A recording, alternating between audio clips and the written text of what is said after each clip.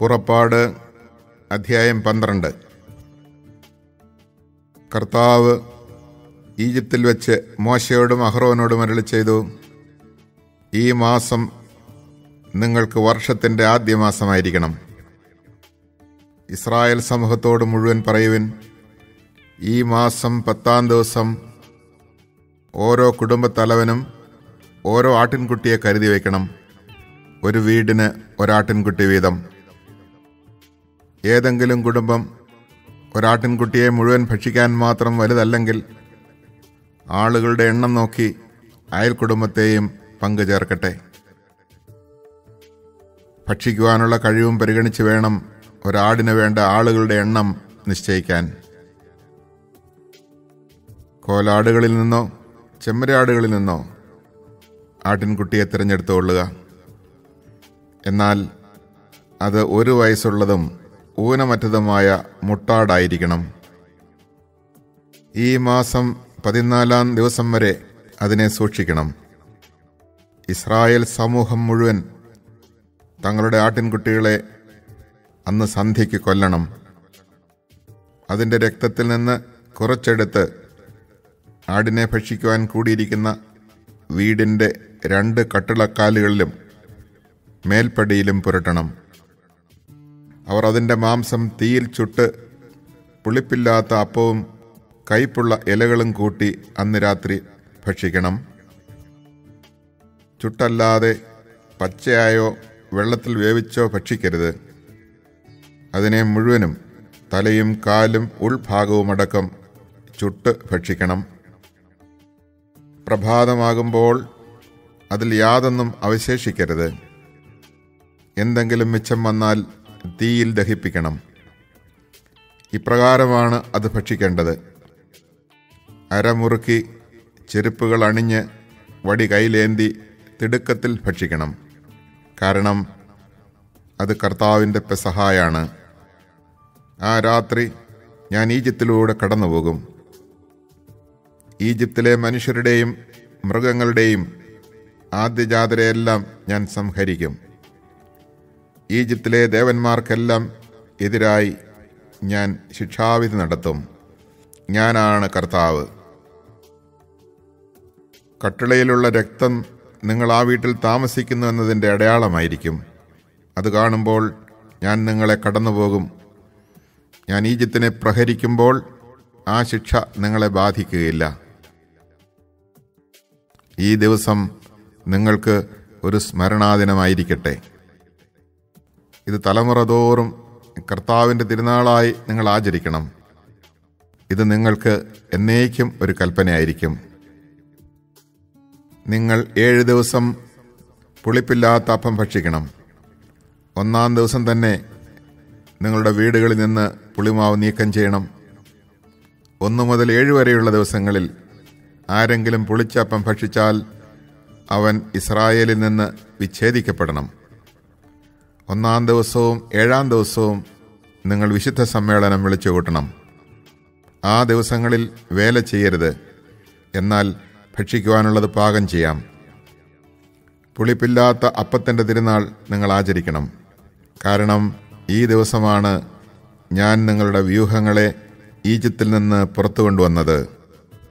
നിങ്ങൾ തലമുറ തോറും ഈ ദിവസം ആചരിക്കണം. ഇതെന്നേക്കുമുള്ള കൽപ്പനയാണ്.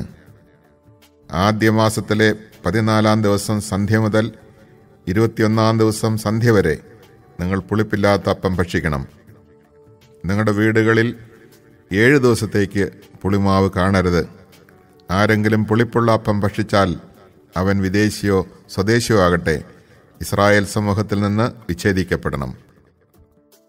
പുളിപ്പിച്ച യാതൊന്നും നിങ്ങൾ ഭക്ഷിക്കരുത്.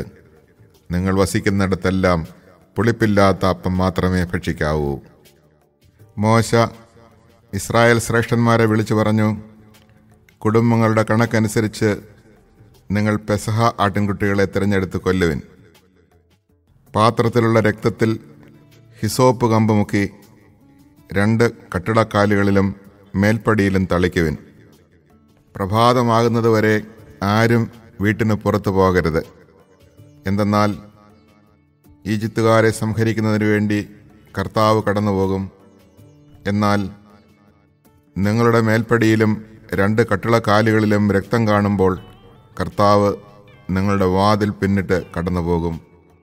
സംഹാരദൂതൻ നിങ്ങളുടെ വീടുകളിൽ പ്രവേശിച്ച് നിങ്ങളെ വധിക്കുവാൻ അവിടുന്ന് അനുവദിക്കുകയില്ല. ഇത് നിങ്ങളും നിങ്ങളുടെ സന്തതികളും എക്കാലവും ഒരു കൽപ്പനയായി ആചരിക്കണം.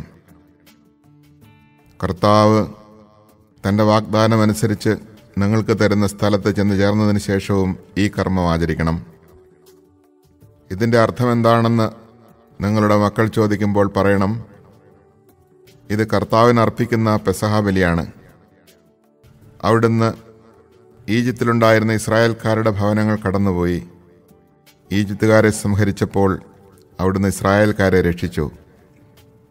അപ്പോൾ ജനം കുമ്പിട്ട് ദൈവത്തെ ആരാധിച്ചു. അനന്തരം ഇസ്രായേൽക്കാർ അവിടം വിട്ടുപോയി.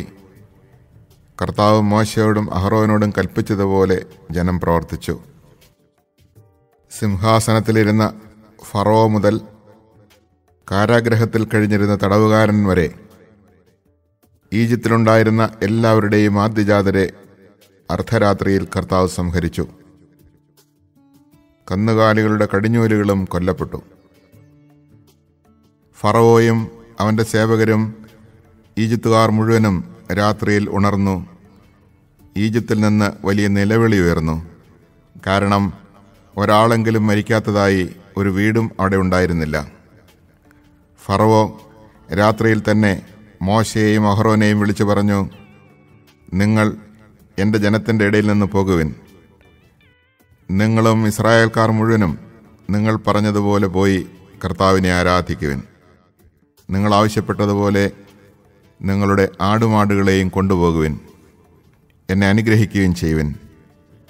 കഴിവതും വേഗം രാജ്യത്തിന് പുറത്തു കടക്കുവാൻ ഈജിപ്തുകാർ ജനത്തെ നിർബന്ധിച്ചു. അവർ പറഞ്ഞു, ഞങ്ങൾ മരിച്ചുകൊണ്ടിരിക്കുകയാണ്.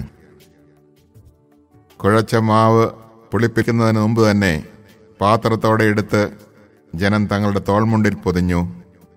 മോശ പറഞ്ഞതുപോലെ ഇസ്രായേൽക്കാർ പ്രവർത്തിച്ചു. അവർ ഈജിപ്തുകാരോട് പൊന്നും വെള്ളിയും കൊണ്ടുള്ള ആഭരണങ്ങളും വസ്ത്രങ്ങളും ചോദിച്ചു. കർത്താവ് ഈജിപ്തുകാർക്ക് ഇസ്രായേൽക്കാരോട് ആദരം തോന്നിച്ചതിനാൽ അവർ ചോദിച്ചതൊക്കെ ഈജിപ്തുകാർ കൊടുത്തു. അങ്ങനെ അവർ ഈജിപ്തുകാരെ കൊള്ളയടിച്ചു. ഇസ്രായേൽക്കാർ റംസേസിൽ നിന്ന് സുക്കോത്തിലേക്ക് കാൽനടയായി യാത്ര തിരിച്ചു. അവർ സ്ത്രീകളെയും കുട്ടികളെയും കൂടാതെ ഏകദേശം 6 ലക്ഷം പുരുഷന്മാരുണ്ടായിരുന്നു. ഇതര വിഭാഗത്തിൽപ്പെട്ട വലിയൊരു ജനസമൂഹവും അവരോടൊപ്പം പുറപ്പെട്ടു. വളരെ ആടുകളും കന്നുകാലികളും അവരോടുകൂടെ ഉണ്ടായിരുന്നു. ഈജിപ്തിൽ നിന്ന് കൊണ്ടുപോകുന്ന മാവ് പുളിപ്പിക്കാത്തതായിരുന്നതിനാൽ അവർ പുളിപ്പില്ലാത്ത അപ്പം ചുട്ടു. തിടുക്കത്തിൽ പുറപ്പെട്ടതിനാൽ യാത്രയ്ക്കായി ആഹാരമൊരുക്കാൻ അവർക്ക് സമയം ലഭിച്ചില്ല. ഇസ്രായേൽക്കാരുടെ ഈജിപ്തിലെ വാസകാലം 430 വർഷമായിരുന്നു. 430 വത്സരം പൂർത്തിയായ അന്ന് തന്നെ കർത്താവിൻ്റെ ജനസമൂഹം മുഴുവൻ ഈജിപ്തിൽ നിന്ന് പുറപ്പെട്ടു. അവരെ ഈജിപ്തിൽ നിന്ന് പുറത്തു കൊണ്ടുവരുവാൻ വേണ്ടി കർത്താവ് ജാഗ്രതയായി വർത്തിച്ച രാത്രിയാണത്. അക്കാരണത്താൽ തലമുറ തോറും ഇസ്രായേൽക്കാർ ഉറക്കമുളച്ചിരുന്ന് ആ രാത്രി കർത്താവിൻ്റെ ബഹുമാനാർത്ഥം ആചരിക്കണം. കർത്താവ് മോശയോടും അഹ്റോനോടും അരുളി ചെയ്തു, പെസഹ ആചരിക്കേണ്ട ചട്ടം ഇതാണ്: പരദേശിയായ ഒരുവനും പെസഹ ഭക്ഷിക്കരുത്. എന്നാൽ വിലയ്ക്ക് വാങ്ങപ്പെട്ട അടിമ പരിച്ഛേദിതനെങ്കിൽ അവന് ഭക്ഷിക്കാം. പരദേശിയും കൂലിക്കാരനും അത് ഭക്ഷിക്കരുത്. പാകം ചെയ്ത വീട്ടിൽ വെച്ച് തന്നെ പെസഹ ഭക്ഷിക്കണം. മാംസത്തിൽ നിന്ന് അല്പം പോലും പുറത്തു കൊണ്ടുപോകരുത്. ആടിൻ്റെ അസ്ഥി ഒന്നും ഒടിക്കുകയും അരുത്. ഇസ്രായേൽ സമൂഹം മുഴുവൻ ഇതാചരിക്കണം. നിങ്ങളുടെ ഇടയിൽ പാർക്കുന്ന പരദേശി കർത്താവിൻ്റെ പെസഹ ആചരിക്കാൻ ആഗ്രഹിക്കുന്നെങ്കിൽ അവൻ്റെ വീട്ടിലുള്ള പുരുഷന്മാരെല്ലാവരും പരിച്ഛേദനം സ്വീകരിക്കണം. അതിനുശേഷം പെസഹ ആചരിക്കാം. അപ്പോൾ അവൻ സ്വദേശിയെപ്പോലെയാണ്. അപരിച്ഛേദിതരാരും പെസഹ ഭക്ഷിക്കരുത്. സ്വദേശിക്കും നിങ്ങളുടെ ഇടയിൽ പാർക്കുന്ന പരദേശിക്കും ഒരു നിയമമേ ഉണ്ടാകാവൂ. ഇസ്രായേൽക്കാർ എല്ലാവരും അപ്രകാരം പ്രവർത്തിച്ചു. കർത്താവ് മോശയോടും അഹ്റോനോടും പറഞ്ഞതുപോലെ അവർ ചെയ്തു. ആ ദിവസം തന്നെ കർത്താവ് ഇസ്രായേൽ ജനത്തെ നിരനിരയായി ഈജിപ്തിൽ നിന്ന് പുറത്തേക്ക് കൊണ്ടുവന്നു. Chapter 12. The Lord said to Moses and Aaron in the land of Egypt, "This month shall stand at the head of your calendar. You shall reckon it the first month of the year. Tell the whole community of Israel, on the 10th of this month every one of your families must procure for itself a lamb, one apiece for each household. If a family is too small for a whole lamb, it shall join the nearest household in procuring one, and shall share in the lamb in proportion to the number of persons who partake of it. The lamb must be a year-old male and without blemish. You may take it from either the sheep or the goats. You shall keep it until the 14th day of this month, and then, with the whole assembly of Israel present, it shall be slaughtered during the evening twilight. They shall take some of its blood and apply it to the 2 doorposts and the lintel of every house in which they partake of the lamb. That same night they shall eat its roasted flesh with unleavened bread and bitter herbs. It shall not be eaten raw or boiled, but roasted whole, with its head and shanks and inner organs. None of it must be kept beyond the next morning. Whatever is left over in the morning shall be burned up. This is how you are to eat it. With your loins girt, sandals on your feet, and your staff in hand, you shall eat like those who are in flight. It is the Passover of the Lord. For on this same night I will go through Egypt, striking down every firstborn of the land, both man and beast, and executing judgment on all the gods of Egypt. I, the Lord. But the blood will mark the houses where you are. Seeing the blood, I will pass over you. Thus, when I strike the land of Egypt, no destructive blow will come upon you. This day shall be a memorial feast for you, which all your generations shall celebrate with pilgrimage to the Lord as a perpetual institution. For 7 days you must eat unleavened bread. From the very first day you shall have your houses clear of all leaven. Whoever eats leavened bread from the first day to the 7th shall be cut off from Israel. On the first day you shall hold a sacred assembly, and likewise on the 7th. On these days you shall not do any sort of work, except to prepare the food that everyone needs. Keep then this custom of the unleavened bread, since it was on this very day that I brought your ranks out of the land of Egypt. You must celebrate this day throughout your generations as a perpetual institution. From the evening of the 14th day of the first month until the evening of the 21st day of this month you shall eat unleavened bread. For 7 days no leaven may be found in your houses. Anyone, be he a resident alien or a native, who eats leavened food shall be cut off from the community of Israel. Nothing leavened may you eat. Wherever you dwell you may eat only unleavened bread. Moses called all the elders of Israel and said to them, Go and procure lambs for your families, and slaughter them as Passover victims.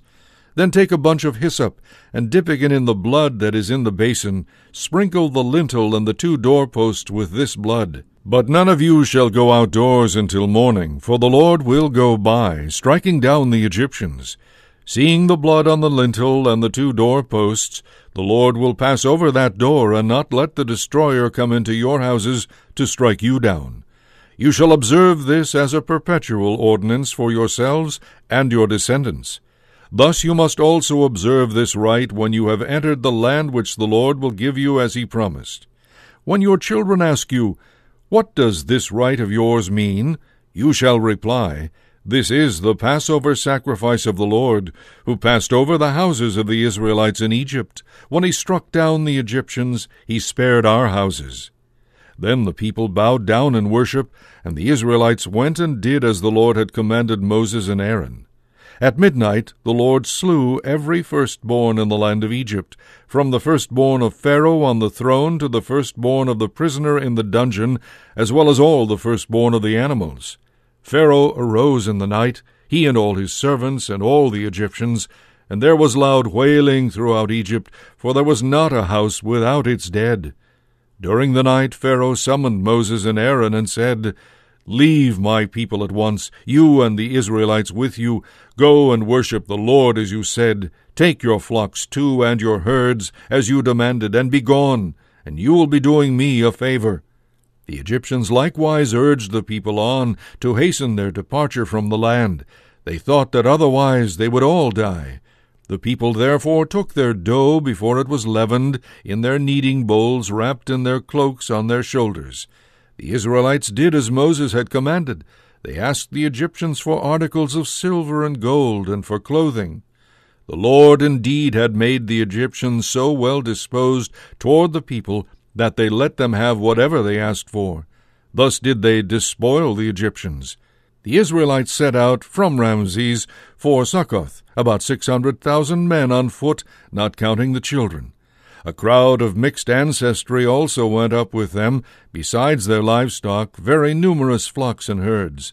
Since the dough they had brought out of Egypt was not leavened, they baked it into unleavened loaves. They had been rushed out of Egypt and had no opportunity even to prepare food for the journey. The time the Israelites had stayed in Egypt was 430 years. At the end of 430 years, all the hosts of the Lord left the land of Egypt on this very date. This was a night of vigil for the Lord, as he led them out of the land of Egypt. So on this same night all the Israelites must keep a vigil for the Lord throughout their generations. The Lord said to Moses and Aaron, "These are the regulations for the Passover. No foreigner may partake of it. However, any slave who has been bought for money may partake of it, provided you have first circumcised him. But no transient alien or hired servant may partake of it. It must be eaten in one and the same house. You may not take any of its flesh outside the house. You shall not break any of its bones. The whole community of Israel must keep this feast. If any aliens living among you wish to celebrate the Passover of the Lord, all the males among them must first be circumcised, and then they may join in its observance just like the natives. But no man who is uncircumcised may partake of it. The law shall be the same for the resident alien as for the native." All the Israelites did just as the Lord had commanded Moses and Aaron. On that same day the Lord brought the Israelites out of Egypt, company by company.